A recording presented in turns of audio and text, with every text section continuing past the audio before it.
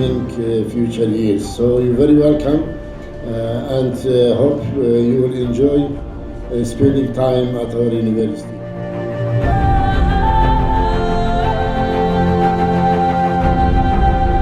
Nurture creative ideas and promote a knowledge-driven and technology-based entrepreneurial culture across the Iraqi Kurdistan region.